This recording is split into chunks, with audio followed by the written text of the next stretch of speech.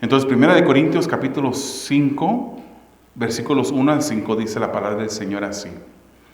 En efecto, se oye que entre ustedes hay inmoralidad, y una inmoralidad tal como no existe ni siquiera entre los gentiles, al extremo de que alguien tiene la mujer de su padre, y ustedes se han vuelto arrogantes, en lugar de haberse entristecido para que el que de entre ustedes ha cometido esta acción fuera expulsado de en medio de ustedes.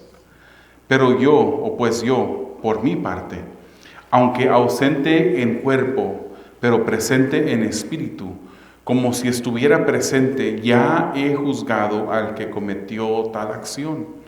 En el nombre de nuestro Señor Jesús, cuando estén reunidos, y yo con ustedes en espíritu, con el poder de nuestro Señor Jesús, entreguen a ese tal a Satanás para la destrucción de su carne, a fin de que su espíritu sea salvo en el día del Señor Jesús. Amado Señor, te damos gracias por tu palabra.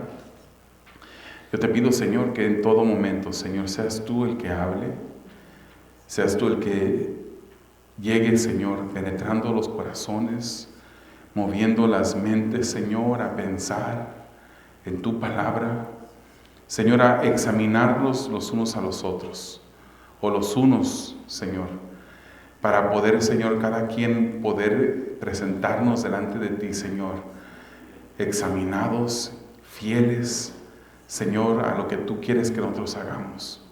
Te pedimos, Señor, que tú seas honrado a través de este momento, Señor, como lo has estado haciendo en nuestras vidas, y pedimos que tú hables, nos redarguyes, nos animes, nos confrontes, Señor, como ya lo has empezado a hacer. En el nombre de Jesús te lo pedimos. Amén. Bueno, hermanos, la semana pasada vimos cómo Pablo le llama la atención a la iglesia de Corinto, ¿no? Por su arrogancia, porque se estaban jactando. Ellos pensaban, hermanos, como se mencionó, que hacían bien mantener la comunión con un hombre que en la iglesia se encontraba impenitente, se encontraba sin arrepentimiento, cometiendo un pecado de inmoralidad sexual dentro de la congregación.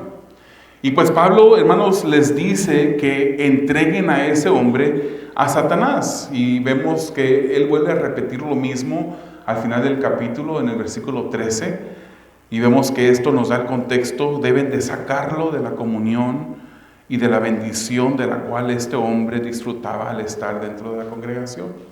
La semana pasada nos mencionó el hermano Alberto que el estar dentro de una congregación, de un cuerpo de iglesia, es una bendición que todos nosotros disfrutamos al ser parte de ello. Y cuando el apóstol Pablo le dice a estas personas de la iglesia de Corinto que sacaran a esta persona que estaba en un pecado no arrepentido de inmoralidad, no lo hace porque quiere el mal para esta persona, sino que lo hace con el fin de que esta persona pueda arrepentirse en un día futuro. El sacarlo, hermanos, parece ser una respuesta severa, ¿verdad? El sacar a esta persona una respuesta severa para lo que para el que no ha comprendido lo que es la santidad de Dios, lo que es la pureza en la cual la iglesia se debe de mantener. La posición de pureza, hermanos, en la que Dios nos puso como iglesia, es una posición que nosotros debemos de cuidar, de orar por ella. Y el pecado de este hombre tenía las siguientes características: era un pecado grave dentro de la congregación, un pecado que asimilaba el mundo dentro de la congregación. Ya no era nada más un pecado que se miraba en las personas de afuera, sino que ahora ese pecado había entrado dentro de la iglesia. Y era un pecado grave que estaba afectando a la iglesia, y también era un pecado por el cual este hombre no estaba arrepentido. El deseo era el arrepentimiento de este hombre, a fin, como dice el apóstol, a fin de que su alma sea salva en el día del Señor. Y hermano, obvio que este hombre no estaba arrepentido, porque si estuviera arrepentido, Pablo no hubiese tomado tal acción de dar esta instrucción a la iglesia de que sacara a esta persona de medio de ellos. Era obvio que esta persona aún no se había arrepentido.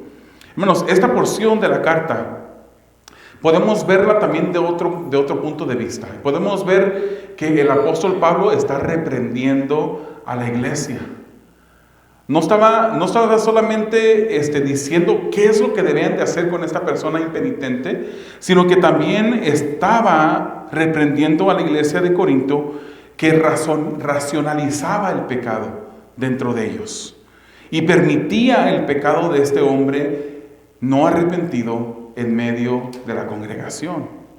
Ese pecado impenitente, hermanos, contaminaba a la iglesia y estaba causando o podía ser la causa del declive moral dentro de la iglesia.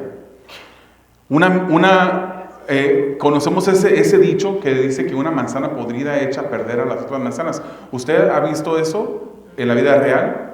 Cuando una manzana se está echando a perder, de repente uno mira que esa pudredumbre empieza a contagiar a las otras manzanas.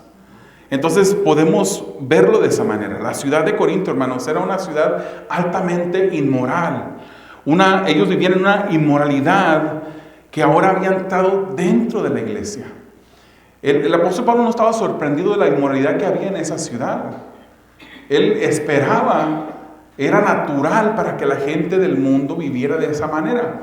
Lo que él está abordando en este pasaje es la inmoralidad de este hombre dentro de la congregación. Y entonces Pablo continúa, hermanos, en el versículo 6 con ese tema de la inmoralidad. Y sabemos, hermanos, que en este pasaje, como decía mi hermano la semana pasada, la palabra original en el griego es porno. Es una palabra que nosotros conocemos, que hemos escuchado, que quiere decir una inmoralidad, específicamente una inmoralidad sexual. Sabemos que esta inmoralidad, hermanos, era específicamente identificada como una inmoralidad sexual. Y también en un sentido amplio, hermanos, la inmoralidad va más allá de eso. La inmoralidad puede abordar e incluir otros actos de inmoralidad que no son solamente de origen sexual. En un sentido más amplio, la inmoralidad significa todo lo que es en contra de lo que es moral. Contrario a lo moral, la inmoralidad.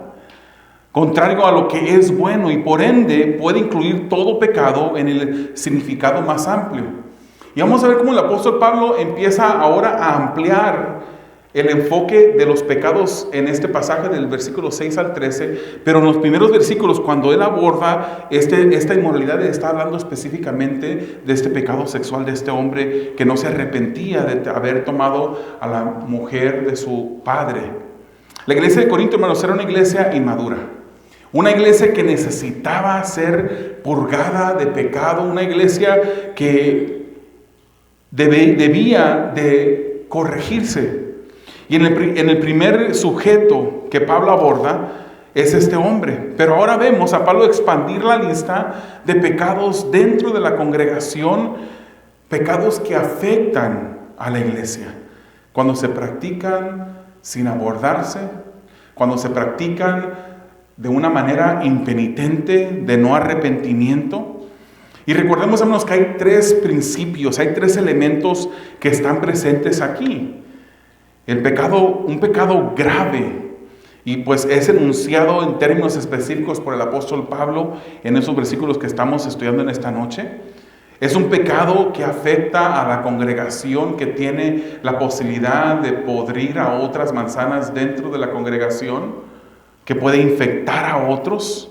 Y también, hermanos, ser un pecado impenitente, que permite al que está practicando el pecado pensar que puede vivir de esa manera dentro de la congregación, porque la iglesia lo acepta de la manera como está viviendo, y al aceptarlo está aceptando también a esa persona juntamente con su pecado. Y yendo en la misma línea de la semana pasada, el pecado la prédica de la semana pasada, les hago esta pregunta: ¿qué tanto valoramos la pureza de la iglesia? ¿Qué tanto valoramos la pureza, la santidad de Dios. Hermanos, el que despidan a una persona de la iglesia bíblicamente, cuando lo hacen bíblicamente, es algo que muchas personas pudieran decir, es un acto de poco amor, es un acto de incorrecto, pero si el apóstol Pablo aquí nos da estas directrices de expulsar a alguien de la iglesia. Es por eso que usted vio que el mensaje de esta noche se llaman expulsen al malvado, tomado del mismo capítulo y de las mismas instrucciones que el apóstol Pablo da. Y él quiere que este malvado sea expulsado de la congregación, de la iglesia, porque valora el apóstol Pablo la pureza de la iglesia, porque valora la santidad, quiere que la santidad de Dios sea honrada. Y porque también quiere que este hombre no se pierda, sino que este hombre se arrepienta, sino que este hombre pueda quizás en un futuro ser reintegrado a la comunión dentro de la iglesia, cuando ya haya corregido su vida. Entonces, hermanos, vemos el primer punto: el pecado no abordado se multiplica e infecta a todos. El pecado no abordado se multiplica e infecta a todos. Ese es el primer punto. Leemos los versículos 6 al 8. Dice así la palabra: la jactancia de ustedes no es buena. ¿No saben que un poco de levadura fermenta toda la masa? Limpien la levadura vieja para que sean masa nueva, así como lo son en realidad sin levadura. Porque aún Cristo, nuestra Pascua, ha sido sacrificado. Por tanto, celebremos la fiesta no con la levadura vieja, ni con la levadura de malicia y maldad, sino con panes sin levadura, de sinceridad y de verdad. Vamos a ver qué es lo que quiere decir el apóstol Pablo con todo esto que ha dicho en los versículos 6, 7 y 8, hermanos. Recordamos que Pablo ya había estado abordando la jactancia y la sigue abordando, la arrogancia de esta congregación en Corinto. Hermanos, este era el pecado de la congregación, su jactancia. Posiblemente en medio de ellos había un hombre que había cometido un acto de inmoralidad sexual y otros pecados en diferentes personas. Era una congregación muy inmadura. Sin embargo, Pablo los llama hermanos. Eran cristianos inmaduros. Eran personas que conocían al Señor, pero necesitaban madurar. Y el pecado de esta congregación inmadura, de esta iglesia inmadura, era su jactancia, su arrogancia. Un pecado de permisión, un pecado permisivo que toleraba el pecado dentro de la congregación. Y vamos a ver, hermanos, más adelante que obviamente no estamos hablando de una congregación en la que todos los hermanos que están dentro de la congregación son perfectos. Porque en ese punto, hermanos, si pedimos a todos los hermanos que no sean perfectos salir de este lugar, se desbarata la congregación. La iglesia deja de existir en esta localidad. Porque no está hablando el apóstol Pablo de que las iglesias solamente son compuestas por personas perfectas. Eso es algo imposible. Pero está hablando de que en la congregación, la iglesia de Corinto era una iglesia que toleraba estos pecados. El pastor MacArthur nos dice que no hay iglesia tan saludable que pueda resistir la tolerancia del pecado. No hay iglesia tan saludable. No existe una iglesia en la que... Estamos muy adelantados. No existe ninguna iglesia en la que podamos permitir un pecado, dejar que tener ese pecado permisivo, tolerar el pecado, y que esa iglesia pueda tolerar lo que el pecado puede hacer dentro de una congregación. Hermanos, la iglesia en Corinto pensaba que podían permitir el pecado sin ser afectados. Y Pablo les dice, esto no es bueno. Pablo ya había abordado la jactancia, la causa, esta jactancia, esta arrogancia dentro de la congregación había dividido a los hermanos. Los había dividido de tal manera que unos decían, yo soy de fulano, yo soy de sutano, y estaban en una división continua. Y Pablo sigue abordando la arrogancia. Ellos aceptaban lo que Dios no aceptaba. Imagínense usted cuando usted acepta algo que Dios no acepta, cuando usted permite algo que Dios no permite dentro de la congregación. Cuando hacemos esto, hermanos, estamos diciéndole al Señor, Señor, nosotros sabemos mejor que tú. Nosotros podemos hacer las cosas mejor de la manera como tú las haces. Tú has podido ordenar las cosas de cierta manera, pero nosotros podemos hacerlo mejor. Nosotros sabemos mejor y es imposible, hermanos. La iglesia no sabía mejor. No podía hacer las cosas mejor que como Dios las hacía. Uno a veces piensa que ama más que Dios. Uno a veces piensa que uno va a hacer las cosas de una manera diferente porque seguramente Dios se equivoca y el amor de Dios es más pequeño que el amor que uno tiene. Pero cuando uno en verdad honra la santidad de Dios, uno debe de obedecer lo que Dios nos dice que hagamos. Aun cuando parezca fuerte, aun cuando parezca algo severo, algo severo. Cuando pensamos que es algo severo, hermanos, no hemos entendido en realidad lo que significa la santidad de Dios. Cuando nosotros decidimos hacer nuestras propias cosas, tomar nuestras propias decisiones, que violan la ley de Dios, que violan sus mandamientos, sus ordenanzas, estamos diciéndole al Señor, Señor, yo prefiero hacer lo que yo quiero hacer en mi vida que lo que tú nos has ordenado. La iglesia pensaba saber mejor que lo que Dios sabía o que lo que Dios había ordenado. Y solo se necesita un poco de levadura, hermanos, para fermentar toda la masa. No sé cuántos de ustedes son panaderos o alguna vez han cocinado un pan en un horno. O han visto preparar la masa.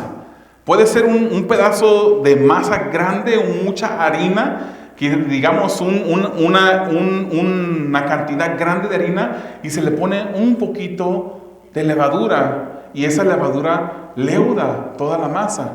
Esa es la imagen que el apóstol Pablo está dándonos en este pasaje. Un poco de levadura es suficiente para fermentar la masa. Lo que quiere decir el apóstol Pablo es que no se debería de permitir ni siquiera un poco de pecado dentro de la congregación con esos elementos que mencionamos anteriormente. Pecado severo que afecta a la congregación y que es impenitente dentro de la congregación. Impenitente después de que se le ha abordado a la persona y la persona persiste en seguir en su misma vida. Aceptar un poco de pecado tiene grandes alcances negativos dentro de la congregación, hermanos. En la Biblia la levadura, hermanos, aunque es buena y nos hace mucho provecho saber usar la levadura en la harina para cocinar un pan. Pero en la Biblia la mayoría de las veces que la levadura es presentada en un aspecto negativo, en un aspecto que tiene que ver con el pecado.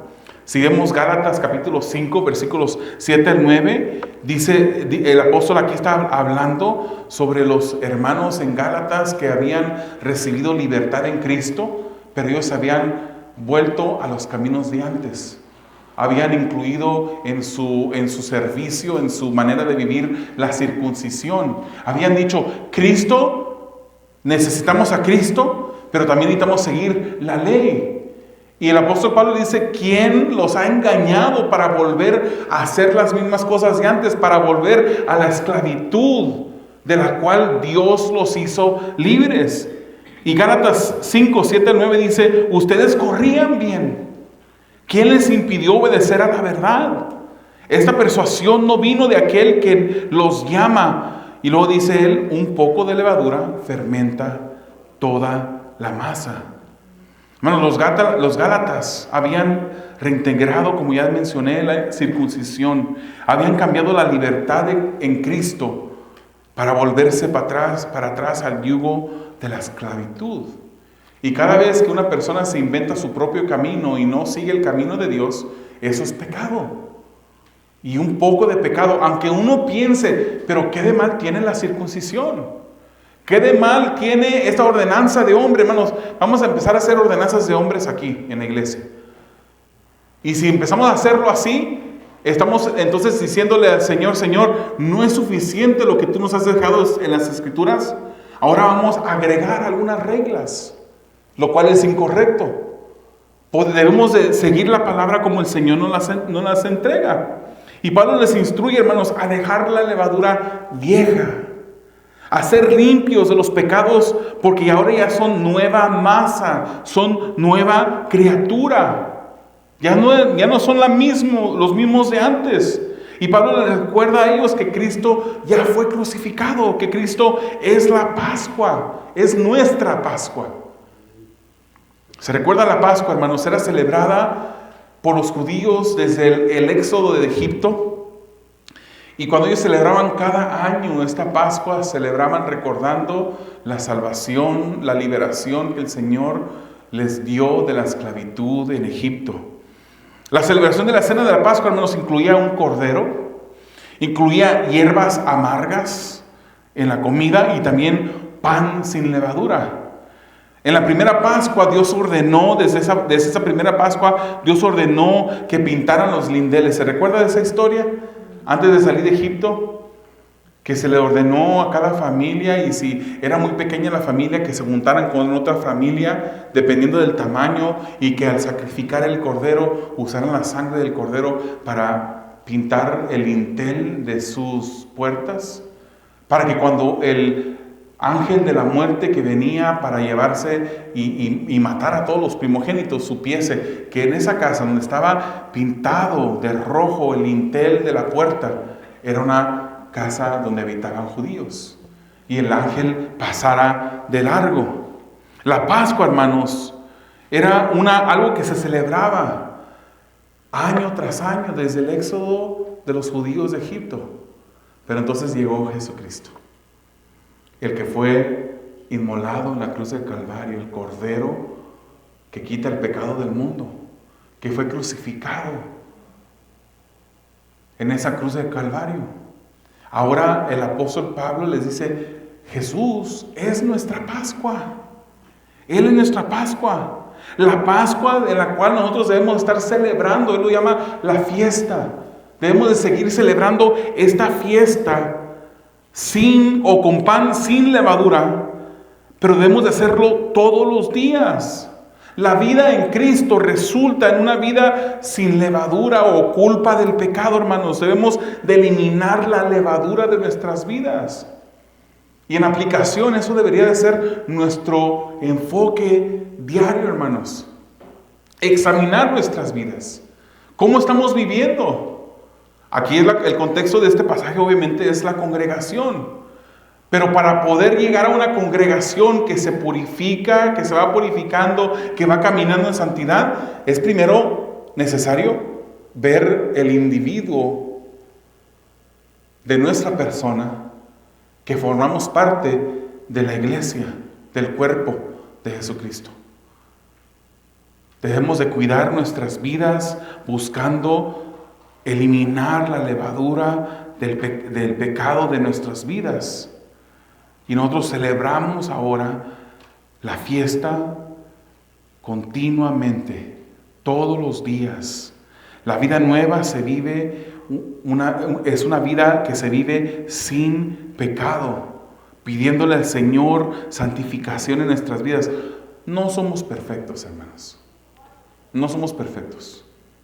Pero nuestro deseo, lo hemos dicho antes, nuestro deseo, y esto, hermanos, le digo de dónde lo saqué. Yo no sé si el hermano Alberto una vez lo sacó de alguien más, pero yo me recuerdo hace años cuando yo se lo escuché a él. Y yo lo he adoptado. Y lo he dicho muchas veces. Nuestro caminar no es perfecto. ¿Quién es perfecto de aquí? Nadie. Nadie. Ninguno somos perfectos. Pero nuestro deseo, hermanos, por obedecer a Dios, por amarlo mejor, por seguirlo más de cerca cada día, tener una comunión más estrecha con Él, ese deseo sí debe de ser perfecto. Si en verdad somos hijos de Dios, ese es nuestro deseo. Si en verdad somos hijos de Dios, cuando le fallamos al Señor, nos duele, hermanos. Venimos arrepentidos pidiéndole al Señor que nos ayude. Porque buscamos la santidad que es de Él. Santidad, santificación. Nuestro camino debe ser un camino de santificación. El Dios Santo, hermanos, que nos ha salvado, nos ha provisto un camino de santidad para seguir. No podemos seguir los pecados que en otros tiempos atrás reinaban en nuestras vidas. Y 1 de Pedro capítulo 1 versículo 16 nos dice, porque escrito está, sean santos porque yo soy santo. 1 de Pedro 1:16, escrito está, sean santos. Esa es la instrucción, hermanos. ¿Usted cree que Dios no sabe que no somos perfectos? ¿Usted cree que Dios no sabe cuáles son las debilidades de las cuales nos tenemos que cuidar y guardar? Porque si no caemos en esas cosas. Sin embargo, Dios, sabiendo quiénes somos, el Espíritu Santo, que es Dios, instruye y le revela, le inspira al apóstol Pablo a darnos esa orden: sean santos como yo soy santo. Esa es la ordenanza de Dios. ¿Qué es ser santo, hermanos? Ser un pueblo apartado, ser un pueblo diferente. Los judíos celebraban la Pascua una vez al año. Nosotros celebramos la fiesta de la Pascua continuamente, todos los días de nuestra vida, recordando el sacrificio de Jesús que nos libró de la esclavitud y nos hizo nueva masa. Nueva masa. Por eso nos limpiamos. Por eso buscamos obedecer al Señor mejor cada día. Le pedimos al Espíritu Santo que nos guíe, que nos ayude, que nos redarguya, que nos traiga convencimiento, que nos traiga convicción cuando es necesario hacerlo. Pablo manda, hermanos, a que nos limpiemos. Y él usa la palabra ekaiteipo, la cual significa el purgar o limpiar algo de manera completa. En este pasaje es la palabra que está usando el apóstol Pablo. Debemos de limpiar, purgar el pecado de nuestras vidas de manera completa. Mientras que estamos en este cuerpo no lo podremos lograr. Pero esa es la meta. Esa es la meta. ¿Hemos fallado la meta? Lo hemos fallado. Es por eso que necesitamos a Jesucristo. Y tenemos a Jesucristo. Debemos de limpiarnos, purgar ese pecado, hermanos, que asedia nuestras vidas. Ese pecado que rompen la comunión con Dios. Romanos 6:19 dice: hablo en términos humanos por causa de la debilidad de su carne, porque de la manera que ustedes presentaron sus miembros como esclavos a la impureza y a la iniquidad, para iniquidad, así ahora presenten sus miembros como esclavos a la justicia para la santificación. Ese es nuestro deseo, hermanos. Ser santificados cada día mejor, más y más. Cuando la iglesia, hermanos, empieza a aparecer en el mundo, cuando la iglesia ha dejado de reflejar y honrar al Señor que es santo, esta iglesia ha perdido el rumbo. Y es por eso que el apóstol Pablo da una instrucción que al parecer es severa, pero es necesaria. ¿Qué es lo que hacen, hermanos, cuando de repente en algún órgano del cuerpo de una persona se encuentra cáncer? ¿Qué es lo que hacen los doctores cuando después de haber hecho sus estudios, sus exámenes, han pasado a la persona, al cuerpo, por estas maquinarias que pueden ver por dentro del cuerpo y examinar? Encuentran que posiblemente una parte del riñón o del pulmón está infectado de cáncer. ¿Qué es lo que hacen?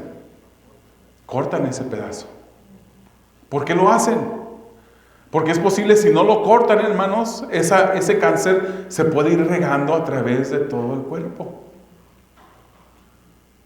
Viéndolo de esa manera, y considerando la santidad, la pureza de Dios, la santidad a la cual debemos imitar, ¿es excesivo la instrucción que Pablo le da a la iglesia de expulsar al que está cometiendo pecado dentro de la congregación, que puede infectar a otros y que que es un pecado que se hace impenitentemente? Hermanos, Pablo exhorta a la iglesia a limpiarse de toda levadura, todo pecado que puede infectar a los demás. Entonces la pregunta de nuevo, ¿qué tanto en realidad valoramos la pureza de la iglesia y la santidad de Dios? ¿Qué tanto en realidad valoramos? Vamos al segundo punto, ni siquiera coman con ellos. Ni siquiera coman con ellos. 1 Corintios 5, 9 al 13 dice así: en mi carta les escribí que no anduvieran en compañía de personas inmorales. No me refería a la gente inmoral de este mundo, o a los codiciosos y estafadores, o a los idólatras, porque entonces tendrían ustedes que salirse del mundo. Sino que en efecto les escribí que no anduvieran en compañía de ninguno que llamándose hermano, ahí está la clave, que llamándose hermano es una persona, vuelvo a mencionar, inmoral, pero ahora agrega o avaro, o idólatra, o difamador, o borracho, o estafador. Con esa persona ni siquiera coman. Pues, ¿por qué he de juzgar yo a los de afuera? ¿No juzgan ustedes a los que están dentro de la iglesia? Pero Dios juzga a los que están afuera. Expulsen al malvado de entre ustedes. No, el apóstol Pablo dice que ya les había escrito. ¿Qué se refiere que ya les había escrito? Recordamos en la introducción a 1 Corintios que se nos dijo que el apóstol Pablo escribió una tercera y muy posible una cuarta carta a esta iglesia de Corinto. Solamente 2 encontramos en el canon de las Escrituras. Él hace referencia a una carta anterior a esta carta de 1 Corintios.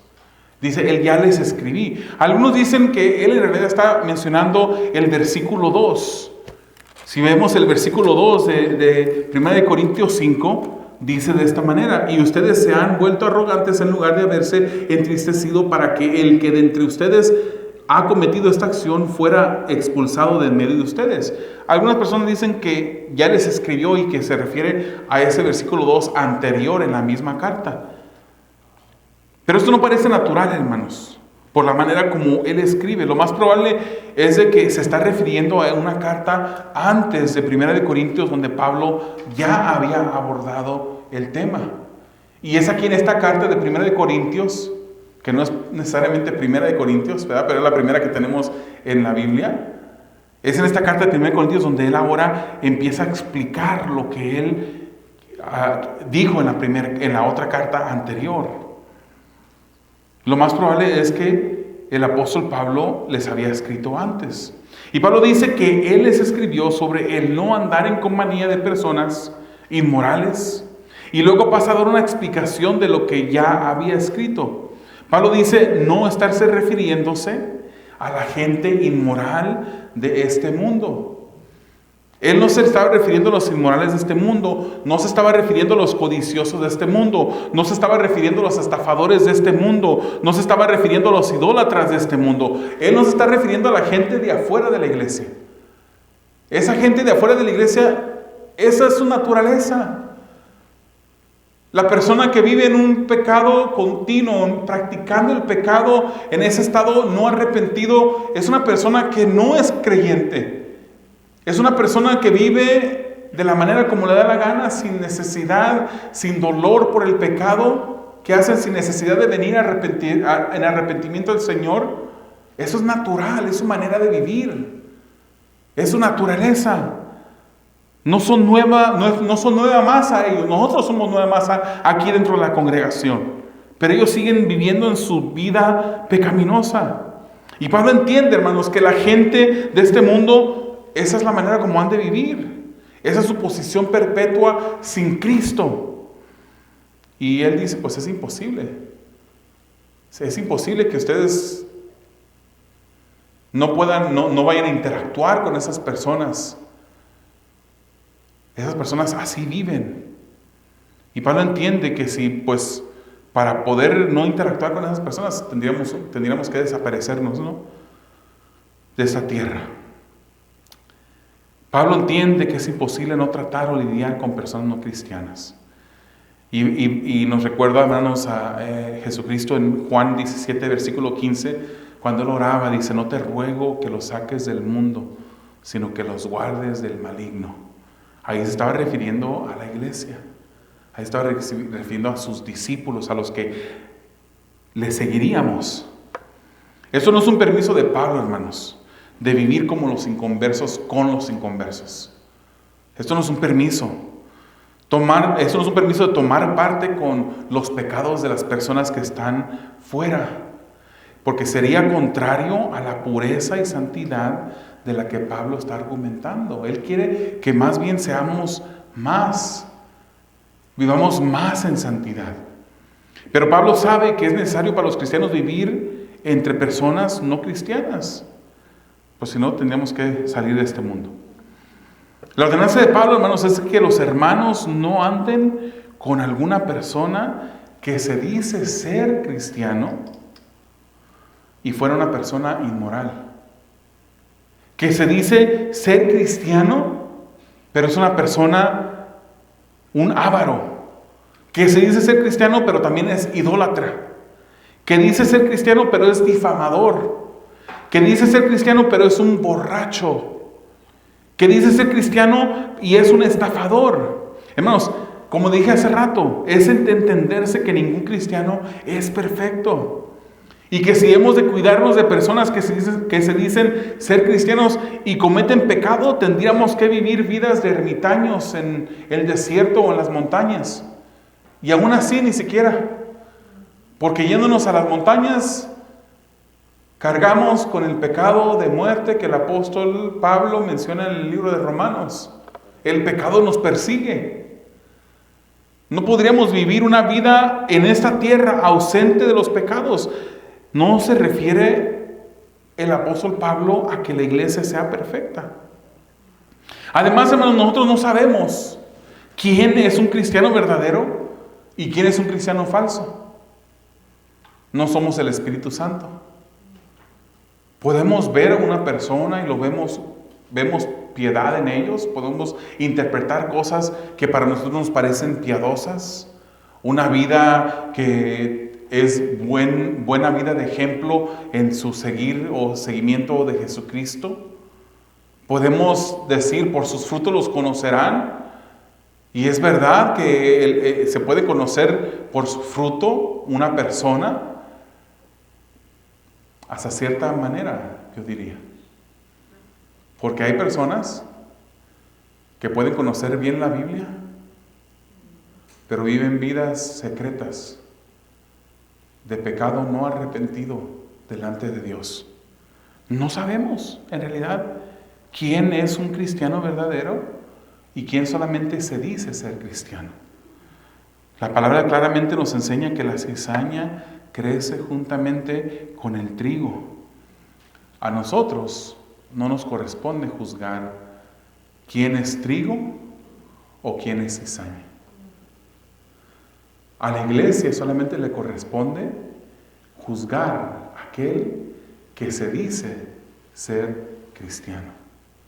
Aquel que se dice ser cristiano, pero vive una vida de avaro, de idólatra, de inmoral, de difamador, de borracho, de estafador. Es necesario disciplinar al todo que se dice ser cristiano y vive de esta manera. Hermanos, Pablo está identificando otros pecados aparte de la inmoralidad. Cuando dice avaro, idólatra, difamador, borracho, estafador. Eso significa, hermanos, y lo hace usando sustantivos. Cada una de esas palabras es un sustantivo. Eso significa, hermanos, que hay un estilo de vida evidente de estos pecados en estas personas. No está hablando, hermanos, de una persona que posiblemente haya tenido un momento en la que deseó algo, tuvo un deseo desmedido de avaricia en su corazón, tuvo un pensamiento y vino delante del Señor, se arrepintió. Estamos hablando de una persona que está demostrando indicios claros de un pecado de avaricia, de idolatría, de difamación, de ser borracho, de estar estafando. Es un estilo de vida evidente. Todo lo que Pablo nos dice, hermanos, si un llamado cristiano vive una vida abiertamente inmoral o de avaro, de idólatra, de difamador, de borracho, de estafador, no debemos de andar en su compañía. En veces no sabemos, hermanos. De principio no sabemos quién es la persona con la que podemos andar, pero con el tiempo y poco tiempo nos damos cuenta quiénes son estas personas. La actitud de nosotros, hermanos, debe de ser de recordar siempre, no de juzgar a estas personas de tal manera que los miremos de una manera despreciativa tampoco. Porque podemos recordar que nosotros podemos caer en los mismos pecados que esas personas han caído. Podemos llevar el mismo estilo de vida que esas personas están viviendo. La actitud de nosotros debe de ser de orar por esas personas. Pero el que es creyente, hermanos, no debe vivir un estilo de vida de pecado. Y menos persistir cuando la iglesia les aborda su estilo de vida y siguen cometiendo esos pecados, viviendo esas vidas impenitentes en esos pecados. La impenitencia en esas personas es atributo claro. Un atributo claro de estas personas. De acuerdo con el contexto de este capítulo, son personas que no se arrepienten. Son personas que se les aborda y no se arrepienten. No debemos de andar en compañía de esas personas, hermanos. Pero ¿qué la Biblia no nos dice que seamos amorosos? ¿Qué la Biblia no nos dice que en cuanto dependa de nosotros estemos en paz con todos? Pues yo quiero andar en paz con mi hermano que es avaro, dice que es hermano. Yo puedo andar en paz con él. Claritamente la Escritura nos dice que no andemos en compañía de estas personas.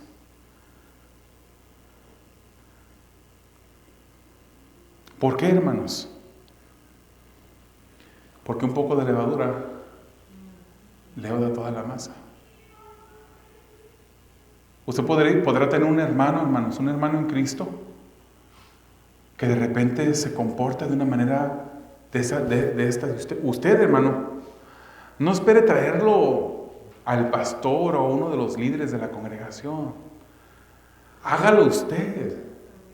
Sea amoroso con su hermano. Usted vaya con su hermano y hable con su hermano. Y dígale: hermano o hermana, estoy notando pues que hay ciertos indicios en tu vida que yo sé que no le agradan al Señor. No tiene usted que esperar a venir con algún líder de la iglesia para que luego se le confronte. La palabra del Señor nos da unos pasos claros. Ve tú primero. Y si no te escucha, trae un testigo y vuelve a hablarle. Y si persiste, llévalo a la iglesia. Pero dígalo usted, hermanos, dígaselo usted. Sea amoroso, deje la vergüenza, la timidez. Deje de odiar a su hermano. Deje de odiarlo. Y sea amoroso con él. Y en amor, vaya con su hermano y dígale lo que usted está viendo. Ore por él o por ella. Y luego vaya y hable con esa persona. No vaya con otro hermano y diga: hermano, te voy a decir esto nada más para que ores. Que fulano de tal, mira, así, así. No es verdad que es para que ores. Ahí comienza el chisme, ¿no?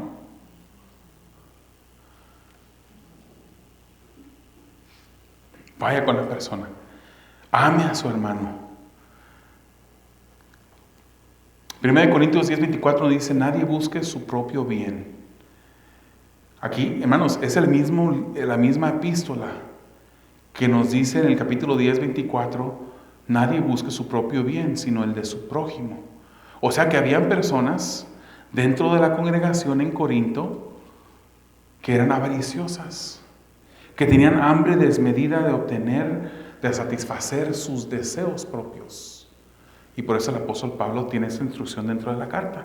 No busques tu propio bien, busca el bien de tu prójimo. Había idólatras que adoraban a dioses falsos dentro de la congregación de Corinto. Por eso en 1 Corintios 10:21 Pablo le dice, ustedes no pueden beber la copa del Señor y la copa de los demonios. No pueden participar de la mesa del Señor y de la mesa de los demonios. Había personas difamadores dentro de la congregación, personas que usaban palabras abusivas y que hablaban de otras personas con un desdén. Por eso el apóstol Pablo les dice en 1 Corintios 3:3-4, porque todavía son carnales. Pues habiendo celos y discusiones entre ustedes, ¿no son carnales y andan como hombres del mundo? Porque cuando uno dice, yo soy de Pablo y otro, yo soy de Apolo, ¿no son hombres del mundo? ¿O no son como hombres del mundo? Perdón. En la congregación había borrachos que eran manejados y dominados por el vino, que abusaban de la cena del Señor. Por eso 1 Corintios 11:21 Pablo les dice, porque al comer cada uno toma primero su propia cena y uno pasa hambre mientras que otro se embriaga. Había estafadores, ladrones dentro de la congregación que no dan paso sin guarache. ¿Conoce usted personas así? Que cualquier cosa siempre toman ventaja para estafar a su, entre comillas, hermano. Y siempre andan buscando tomar ventaja de la otra persona. Por eso 1 Corintios 6:8 Pablo dice, por el contrario, ustedes mismos cometen injusticias y defraudan, y esto aún a sus propios hermanos. Entonces esos son los pecados que el apóstol Pablo está diciendo. Estos pecados afectan a la congregación. Esos pecados deben de abordarse dentro de la congregación. Estos pecados debe haber arrepentimiento de ellos, y si se aborda y la persona sigue impenitente, es necesario cortar el cáncer. Se parece severo, pero así lo es, hermanos. Les voy a dar otra cita del pastor MacArthur. Ya la leyeron anteriormente, porque apareció en la pantalla. Pero dice, los creyentes fieles no debemos mantener una estrecha relación con los hermanos creyentes que practican persistentemente graves pecados como los que se mencionan aquí. Si los culpables no escuchan al consejo y advertencia de 2 o 3 hermanos en Cristo, y ni aún a toda la iglesia, deben ser echados de la comunión de la iglesia. No debería permitírseles participar en ninguna actividad de la iglesia. Y él menciona ni cultos de adoración, ni escuela dominical, clases de estudio bíblico o reuniones sociales. Esa es la posición del pastor MacArthur. Y creo que es una posición que va muy de acuerdo con lo que el apóstol Pablo está diciendo, hermanos. Y recordemos, no estamos hablando de una persona que cometió un pecado y se arrepintió, que tuvo un pensamiento, porque todos aquí somos pecadores, hermanos, redimidos, pero hemos pecado, le hemos fallado al Señor. Estamos hablando de un pecado dentro de la congregación que persiste, que no se arrepiente la persona y que tiene la posibilidad, porque es un pecado grave, de afectar a la congregación. Recordamos, dije hace rato, un poco de levadura leuda toda la masa, una manzana podrida echa a perder las demás. Entonces la meta de tal acción, hermanos, es que la persona que sea expulsada, el malvado que sea expulsado, como lo dice Pablo, que pueda en ellos producir el arrepentimiento y pueda ser traído de nuevo a la comunión de la iglesia. Y finalmente el apóstol Pablo en los versículos 12 y 13 dice: Dios juzgará a los que están afuera. A los que viven encadenados al pecado son asunto de Dios. Dios los va a juzgar. A los de afuera solo nos pertenece a nosotros predicarles el evangelio. Eso es todo, hermanos. Nuestro deber es juzgar a los que están dentro de la congregación. Pablo termina como comenzó, ordenando la expulsión del malvado. No usa inmoral, hermanos, en esta ocasión, sino que se va más ampliamente y dice del malvado. Esto con el fin de que se limpie la congregación, que se evite la contaminación y el riego del pecado en la iglesia, y que se pueda honrar la santidad de Dios.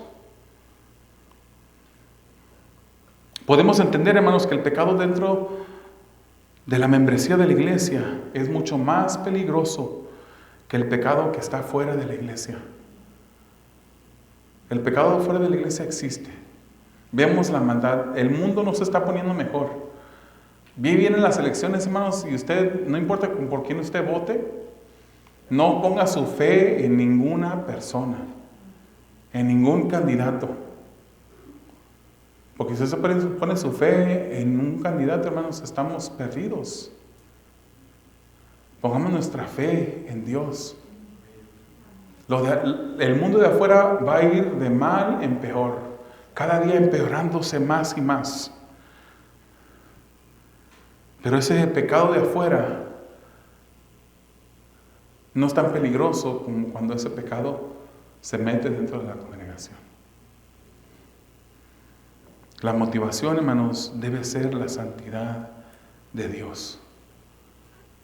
La motivación de expulsar a alguien después de que has tomado esos pasos debe de ser la santidad de Dios. La motivación no debería de ser otros pecados. Nadie debería ser expulsado de ninguna congregación por motivos pecaminosos, por motivos de celos.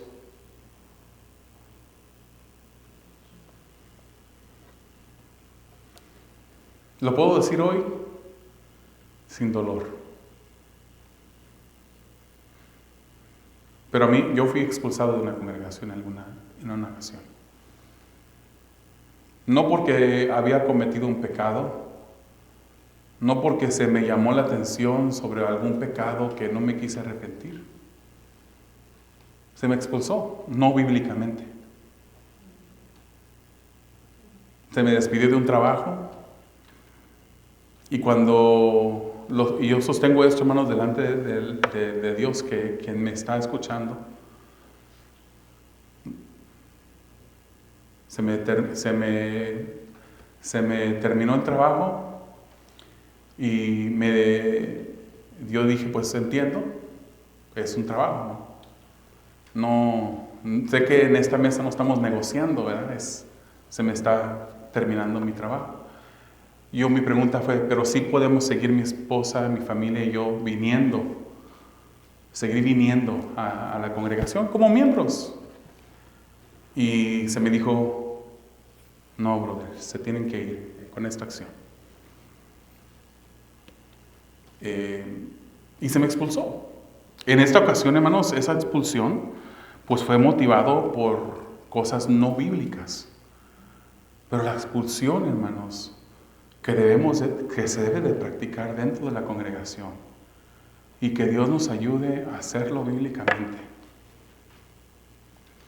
es expulsar a una persona con el fin de su arrepentimiento después de habérsele encontrado viviendo una vida persistente de pecado no arrepentido, después de habérsele hablado para traerlo a convencimiento de arrepentimiento, y que esa persona persista en seguir el camino. Bíblicamente, el apóstol dice, expulsen al que mal hace. Expulsen al malvado.